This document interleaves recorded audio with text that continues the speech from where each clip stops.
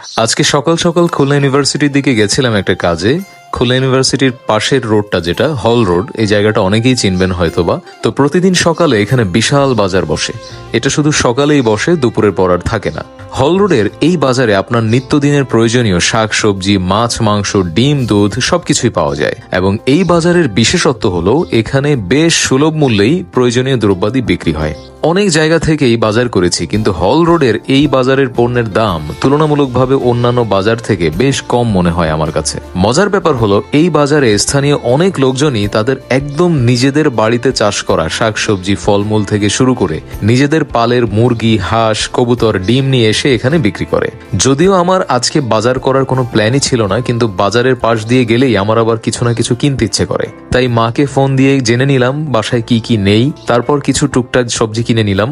বেশ সস্তায় প্রয়োজনীয় দ্রব্যাদি কিনতে পাওয়া যায় বলে অনেক দূর দূরান্ত থেকে এখানে ক্রেতারা আসেন, তবে অধিকাংশ ক্রেতাদের মধ্যে স্থানীয় লোকজনই বেশি। আরেকটা ব্যাপার, সেটা হলো এই বাজারের অধিকাংশ বিক্রেতাই কিন্তু মহিলা। এই গরমে রোদ্দুরে তারা মাথার ঘাম পায়ে ফেলে এই বাজারে তাদের পণ্য বিক্রি করতে আসেন। এটা কিন্তু বেশ গুরুত্বপূর্ণ একটা ব্যাপার। যদিও এখানে দ্রব্যাদির দাম তুলনামূলক কম, তাও অনেক ক্রেতাকেই দেখলাম প্রচুর দর কষাকষি করে এখান থেকে জিনিসপত্র ক্রয় করছেন।